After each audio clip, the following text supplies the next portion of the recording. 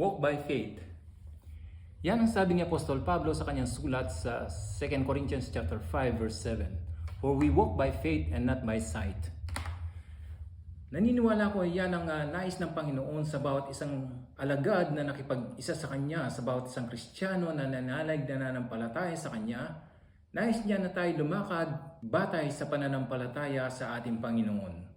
Subalit dahil sa mga bagay na dumarating sa ating buhay na hindi maganda, hindi magandang sitwasyon na nangyayari, hindi magandang sirkumstansyang nangyayari sa kanya-kanyang buhay natin, sa personal life natin, sa pamilya natin, sa kapaligiran natin, ay kadalasan bumababa at nawawala ang ating pananampalataya. Katulad ni Apostol Pedro, dahil pinansin niya ang malaking alon at malakas na hangin. Kung tayo nagfo-focus diyan sa mga ganyang pangyayari at lagi nating iniisip yung problema, lagi nating iniisip yung mga hindi magandang nangyayari sa kapaligiran, tunay na tayo manghihina at magkakaroon tayo ng alinlangan. Mawawala ang ating pananampalataya.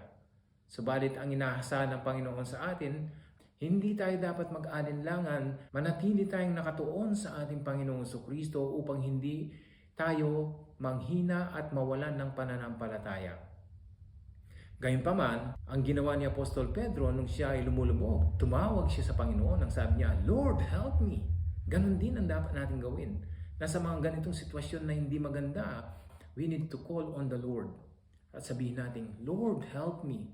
We need to pray. Dapat tayong manalangin sa Panginoon at naniniwala kung hindi niya tayo bibiguin. Katulad ni Apostol Pedro, inabot ng Panginoon ang kanyang kamay at siya'y tinulungan. Ganon din ang gagawin ng Panginoon sa atin. Dahil tayo mga anak niya, tayo mga lingkod niya, tutulungan at tutulungan tayo ng Panginoon.